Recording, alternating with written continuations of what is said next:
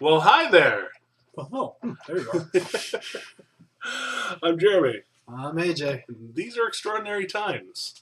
Welcome back to Friday. Friday. End of the week. January 27th. Fourth day of the diet. Oh my gosh. We're getting there. We're working on it anyways. I'm looking forward to this going a little thinner. I don't think either one of us will ever be like skinny, but Nah. can at least get rid of the fat layer and make it into a muscle layer. Not this. I just want that fat layer to just to be. And apparently she wants down. So, first story. First story, while he takes care of his daughter. Well, over in Britain, there's someone who turns out is a lot unhealthier than us two ever have been. This girl, 17 years old, has evidently been eating chicken nuggets since she was 2 years old every day for pretty much her whole life. Basically, if she grew up on just nuggets for the next 15 years. No. Yeah, see? She knows. No. Exactly. Good job. High five. You're so smart. The only thing that's really caught this news attention, though, is the fact that she was taken to the hospital recently because she collapsed, and doctors told she needed to change her habits or die. And apparently, on top of all of it, it was making her anemic and giving her veins in her tongue swelling. So basically, yeah, do or die. Yeah. The crazy thing is, you'd think she'd be like size of a blimp by now. She's actually rather skinny, which I can only accredit to the fact that she's a factory worker and stays extremely active, evidently. Beyond, or maybe just complete malnutrition. I don't know. Something like that. Either way, it's bad.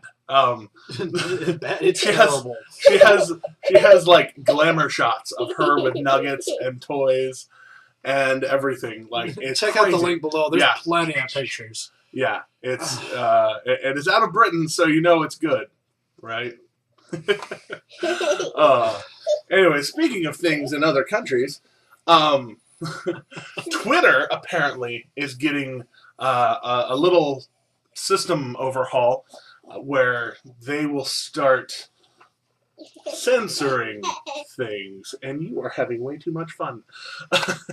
But not everywhere, because their thing is that they want to adhere to the laws of the different lands that are not America, because if you don't know this, not everywhere has the Constitution that we have, where people can say whatever they want and basically do whatever they want as long as they don't infringe on other people's will to do what they want, minus a few, minus a few exceptions. You know, those personal liberties that people are keeping down, man. Yeah. Anyways, you mean actually, America has freedoms here? Yeah. Surprise! Wow. But Twitter is going to be censoring things in other countries that very specifically ban certain things. Are you okay? Okay, good. Places like Germany where Nazism is illegal, like just even portraying Nazism as a good thing is illegal. Yeah. Stuff like that. So really, in a way, not massive censoring like would happen with something like SOPA or PIPA. But still, it is censoring. So there's a lot of people on the fence about this. Is it a good thing, that they're, keeping with countries' laws? Or should they really just keep away from censorship altogether? Me personally, I believe censorship does have its place. And it has been overdone by a lot in recent years. But really, I think Twitter's going to be going about it the right way. After all, it's their own company doing it and not a government regulating it. Which really, I think, is the whole point. Yeah, it is good that it is a personal decision that they're making and not a it's actually mandated by the government kind of thing. So, good on them for basically it's their conscience catching up with them. But I mean, at the same time, if Twitter had You were so cute for this. yeah. Anyways, if Twitter had been doing this a year ago, we probably wouldn't have heard of the revolution in Egypt. We probably wouldn't have heard of the revolution in Iran. We wouldn't have heard of a lot of things because it would have been illegal in those countries. So, you know, good and bad things connected with that. Hopefully, I honestly hope they reconsider because, you know, this one thing AJ and I disagree on is that censorship thing because, I mean, yeah, I think certain things shouldn't really be available, but I also think people should be better than they are, and I can't force them to do that. So, I guess it all comes down to your belief in the good that's in humanity. Whether it's there. We hope. I still have hope, I guess. Well, it's stories like this that really give me hope, though. This next one we're going to cover here. So, the school bus driving school, of course, going along, going to a Christian academy. Suddenly, the driver collapses. Okay, so put yourself in that situation. What would you do? This 17-year-old girl who just happened to be on the bus, recently got her license, but wanted to take the bus that day for some reason, jumped up, took control of the bus, couldn't get to the brake pedal, did a U-turn to slow down the vehicle to slow it down and get it out of oncoming traffic, and eventually pulled the parking brake, which stopped the bus. Cool. Yeah. 2 weeks with a license, and she saves a bus full of people. Kids. Bus full of kids. Awesome. No, it's not covered in the article we're going to link you to, but evidently there's also another boy on the bus that gathered up the rest of the kids and brought them to the back of the vehicle and led them in prayer to keep everything calm and to pray for the bus driver and all them, And that's the thing is, it's the people that act that are that are really the heroes, the covered heroes, the people that do the big heroic things, and then there's the little heroes who do the little things to really help affect people and get people through. I say that for all the counselors and people that deal with the silent kind of problems, I guess. There's always the one big hero, but you have to remember, who's the one that brought everybody else out to safety. Yeah. Unfortunately, the bus driver did pass away, but everybody else was safe, and that's really what matters. And it could have been way worse. So. Speaking of things that could have been way worse. Oh, wow. Yeah. Hey, can I do this real quick? We can play upside down after we stop recording. Is that okay? Okay. Girl in Utah. Roy, Utah, about 30 miles outside of Salt Lake. They found... Or, if I could speak, good heavens, she's really distracting. Waka, waka, waka, waka. Start of the show, though. Yeah, indeed. This girl in Roy got a text message from a friend of hers. A very innocent-sounding text message, if you don't think about it too hard. But it said, "If I told you to stay home on a certain day, would you?"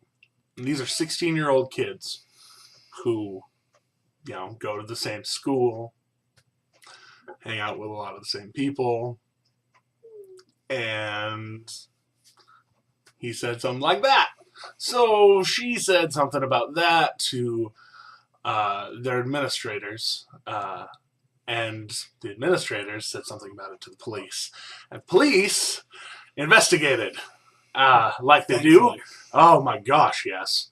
Thankfully. Because they basically found out that this 16-year-old boy, who is unnamed, and an 18-year-old boy were planning on detonating a device at their high school. They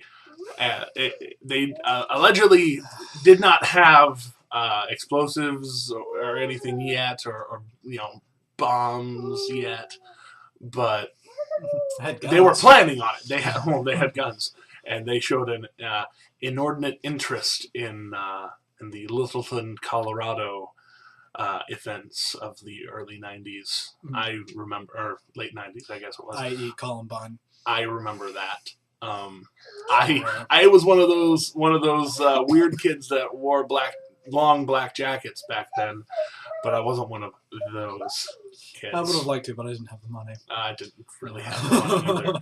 But either way, yeah, no real reason to really even do this.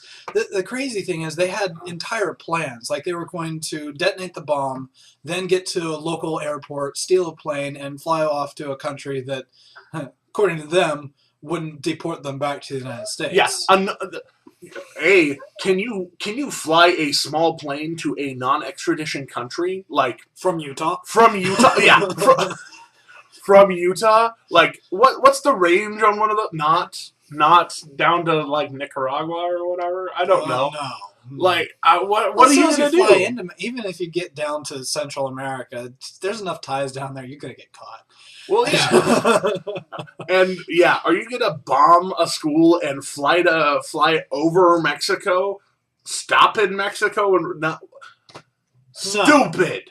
And and the thing about it is that, like, I mean, they were planning this out. Apparently, they hadn't planned out their escape very well, but like they had plans on where security cameras were, and they were talking about causing as much harm as possible to students and faculty at this high school, and 1,500 students. Yeah, I mean, they could have done so much. One of them actually went over to interview the who did he interview? The principal of Columbine, and said that he thought the Columbine people were stupid, not for actually doing what they were doing, but for only accomplishing 1% of what they planned to do, and that he could do a lot better. And that surprises me. As a kid who was smart, and a kid who was picked on, and a kid who had the good and the bad when I went to school, and I mean, for me the crazy thing is he doesn't even fit the profile, and he doesn't have the long coats all the time. He evidently hung out with the popular crowd. He was popular, really intelligent. Person. Yeah, and really intelligent. And apparently crazy. So I'm really sad that a really smart kid would think that was a good idea. Be able to justify mass destruction as their charges phrase it.